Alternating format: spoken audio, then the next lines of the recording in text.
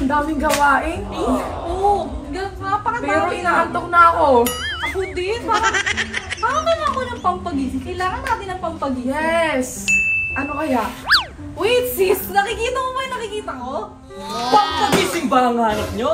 At gusto nyo hindi makatulog? Dito na sa Walang Tulog Cafe! Try natin! Let's go! Kami po. Kapagod yung week na to. Yes, sinabi mo pa. May balita ako, terror teacher mo. Indeed, alam mo ba, ang dami-dami niyang pinapagawa, alam mo yun? May thesis na kami, tapos ang dami niya pang pinagagawang ibang activities. Ayun sa medicine, nakaka-stress sila. Yung anatomy namin, akala lupe. Oh, there's a cafe. Tara, tingnan natin kung Yes, masarap. let's have some coffee. Kape ba ang hinahanap nyo? Gusto nyo hindi makatulog? Dito na sa Walang Tulugan Cafe. Kami po, ma'am. Here's the menu, ma'am. Ano yung bestseller niyo dito? Make sure na di ako makakatulog. Ilang araw po bang gusto nyong gising kayo? Isang araw? Isang linggo? O isang buwan po? Mas okay yung 1 year. 1 year. Good Okay. for college life. Okay, kung 1 year ang gusto nyo, ito ang masasuggest ko sa inyo, ang kape puyatan. Yan, isang taon kayong hindi makakatulog dyan. Try natin. Yes. Pag yan, hindi, babalikan ka lang. Ano size po? 20 please. 20. So, dalawang, tama po ba ang order nyo? Dalawang kape puyatan, ay, dalawang caramel puyatan, 20 size. Yes. Here's the menu, ma'am. Oo, dami nilang Anong bestseller niyo? Ang bestseller po namin ay, good question po yan. Ang bestseller po namin ay ang Amerikanong Puyat. Amerikanong Puyat.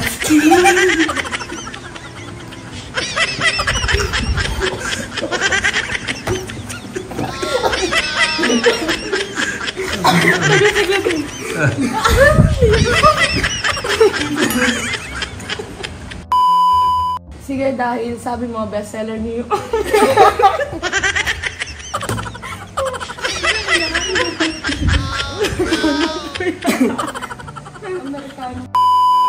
Here's the menu, ma'am. Dami Ikaw, Jam, anong gusto mo? Ano pong bestseller niyo? Good question po yan. Ang bestseller po namin.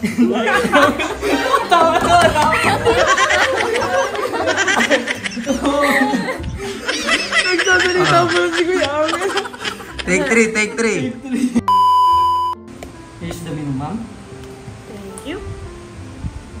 Dami Ano po? Ano pang best seller niyo dito? Good question. Ang bestseller po namin ay ang Amerikanong Puyat. Sige, ito din mo.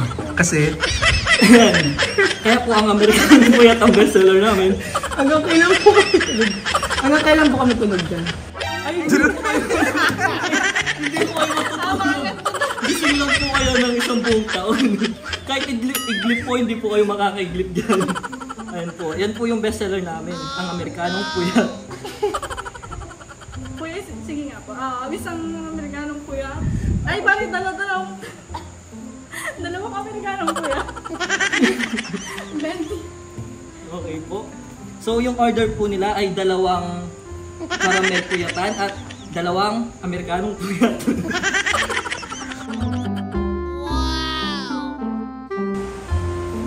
Order po. anong order?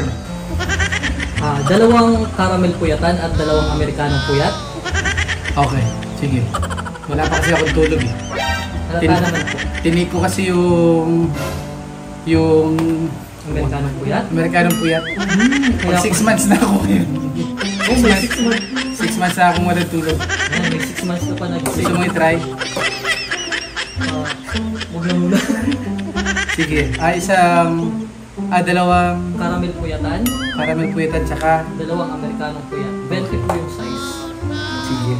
6 months pa bago ako makakatulog.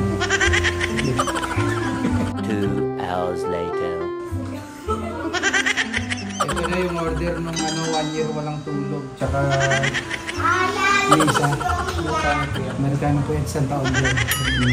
Sige. Wala kasi akong tulog eh. Enjoy.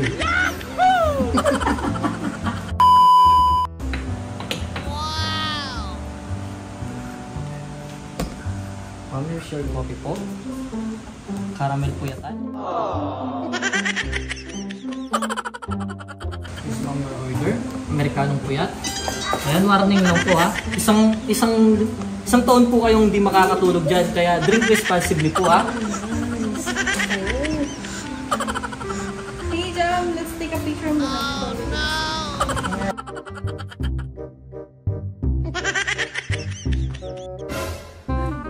Sis! Alam mo ba, natapos ko lahat ng activities dahil sa kape na tinry natin. Ako din, sis, promise. Kita naman, di ba? Ako pa kayo, Pelo. Effective. Effective naman. Ay, mabuti lang ilang buwan na ba? 8 months na yung akin. Eh, sa'yo rin. Kasi sabihin lang tayo, di ba? 8 months na tayong gising. Kilala mo yung kanyang baba. Send! Ay, lagi na kape. Nagtaka yung kayo sa oras. Ano? Ay, wow. 8 months. Babe, nakasisado ko na ata buong on. Natapos ko lahat ng activities ko dahil sa kapihan na Sis, yun. natapos yung buong thesis ko. Hindi lang ikaw ka kasi dalawang thesis ko. Daga pa na isang tapos ko lahat. Effective. Effective. Babe, di ko na nga alam yung ano eh, pakiramdam na natutulog eh. Parang alam mo yun, lagi na lang akong alive na alive. So true. Di ko alam kailan pa ako natulog. O natulog na ba ako? Kayo ba natulog na ba? Hindi aga ko na. Ganda ng mga iPods natin. Bagong trend. Mga trendsetter tayo. Yes. Walang tulog ba ang gusto niyo? Dito na sa Walang Tulog Cafe! Okay, palakpakan naman. Okay, so magandang tanghali sa bawat isa. Palakpakan naman dyan. Kuya John Lloyd? Yes, sir. Malinaw ba ang aking tinig? Okay. So, ayan. Congratulations. Nairaos natin ang month of June. At bakasyon pa rin. Ano? Pero ang etong July is... Kailan ang month of pasukan talaga? Itong July na, di ba? July 29. So halos ano pa, isang buwan pa rin talaga, no? Sa lahat ng mga estudyante. So ayan, salamat at nandito kayo. Nakasama namin kayo again sa ating pong monthly update para sa ating TSP-FA. So isa-isa, kamustahan muna tayo. Ano yung mga pinagkakabalahan natin for this past month na hindi tayo, o this whole month na hindi tayo nagsama. Ano yung mga meaningful things na ginagawa natin. So, and siguro update na rin kung kayo ba'y nag-enroll na or kung anong update sa mga college, kung ano yung progress sa inyong enrollment. Okay, simulan na natin sa aking kaliwa. Ayan. Yun po, kumbaga po, ano lang po, pabalik-balik lang rin po sa Basi kasi nga po di ba po, first year college na po. Nag-interview po, tapos nagpa-reserve ng slot and sa 17 daw po, yun na daw po yung final na talagang enrollan na po namin. July 17. Ano po. And yun, ano po, ako po kasi ano lang eh, bahay church, ganun lang po. Wala naman po ako masyadong pinagkakabisi. Hindi ko pa parang nag-ano ng any sideline. Wala, hindi Ganyan. po. Kasi bata pa po sa 17. Pwede na yun. Okay, so smooth naman. Wala namang problem so far sa nilalakad mo sa school. Wala naman. So tuloy-tuloy lang yan. Okay, so si Ate Jam po, ang kanya pong kursong tinitake ay Eduk po. Eduk. Gusto po niya maging teacher sa... Sa Basi po. Oh, I mean, anong major in? English po. English. Ohio. Ay, parang mali. Parang mali. Okay, so magti-teacher po ang ating pong Ate Jam. Okay, at syempre ang ating ka-graduate this July 12. July 12? Hindi po. August 16 po. Ay, August 16. Okay, palakpakan naman. Yan, ang ating ate, Ate Dinah, go. So ngayon po, ang pinaplano ko pa lang po ngayon, maghanap po ng trabaho. Kung Yes. saan po papalala na magkahanap po agad, mabuti pa para po may ano na. Yun po. Tapos yan po, yun na lang po talaga, yung sa graduation ko po, nag-aarap po ng work. And then, bukas po, may pictorial po na. Victorious, ano? Galingan mo mag-pose, ha? Maganda po, hindi po. Okay, so sa mga requirements mo sa pag-graduation mo, okay ka na lahat? Thank you. Palakpan naman natin ang ating Ate Dinah. Ayan. Siyempre, let's move on to Ate Madel. Ate Madel. Yun nga po, nung nag-meet po tayo last month, hindi po ako nakapunta kasi po nagpa-reserve po ako ng... Oo nga, miss ka namin. Sorry po, naipit po sa traffic sa Pulitan. Kasi para atang gusto mong humabol ata kung kakayanin. Parang gano'n Opo. ata. Oo. Na-traffic po kami ng Power. 11 na din po nag-chat po ako kay Ate Dang. Okay lang yan. Tapos na po kayo nun. Tapos nung ano po, nung 8:24, bumalik po ako sa may bypass naman po. Nagpasa ng requirements po. Tapos yung online enrollan po namin sa July 11 po yan. So, yun po. Yun. Tapos ano July po, ang 11. ginawa ko lang sa bahay, nagbasa po ng konting, Yun.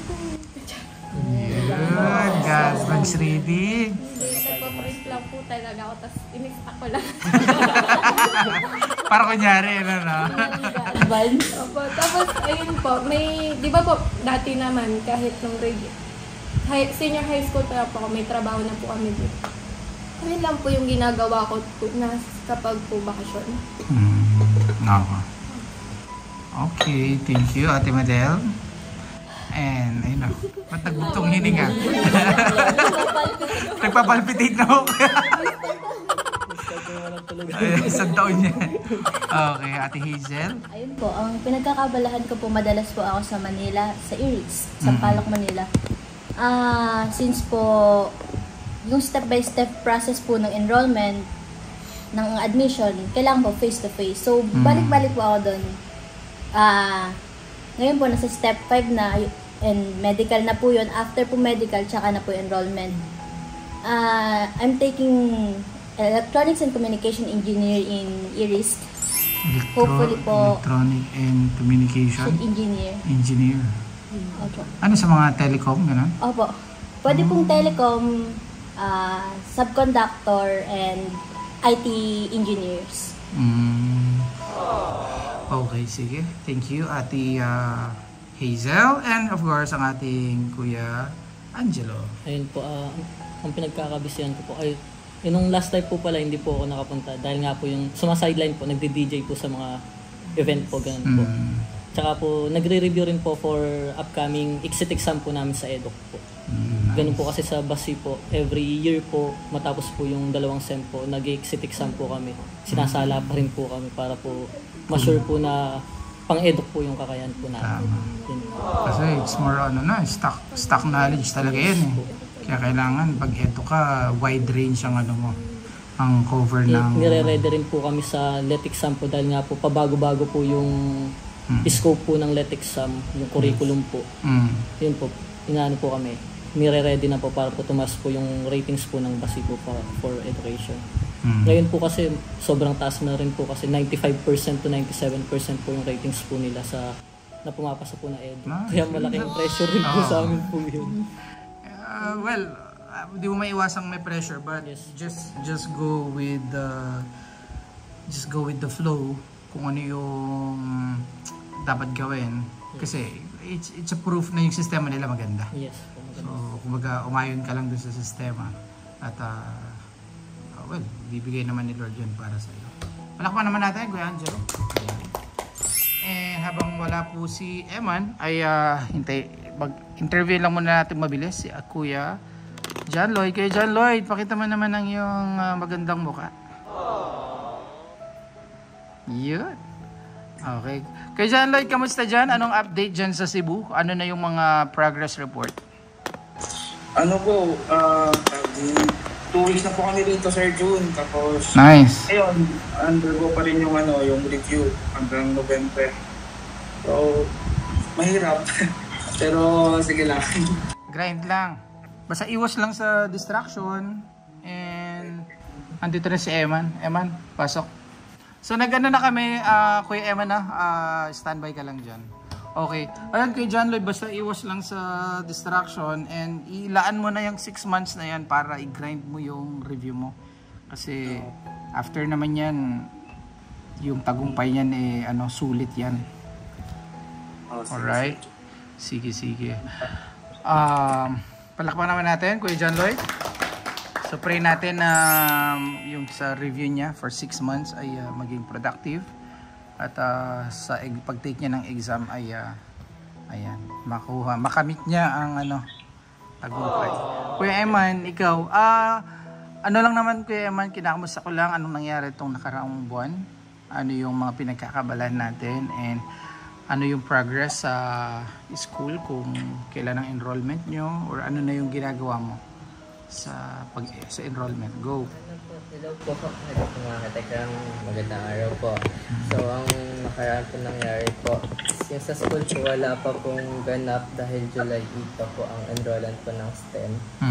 So, waiting pa po doon. Tapos po, ang mga pinagkakabilahan ko po nung nakaraan is yung sa pag-chess ko po, yung dumayo nga po kami sa Tarlac po, tapos sa iba't ibang lugar po. Tapos sa church naman po, yung anniversary po, yung mga events po doon is nalagi po kami nandun po. Ayun lang po yung pinagkakabalan ko pa lang po. Tapos po pala yung kay ate po.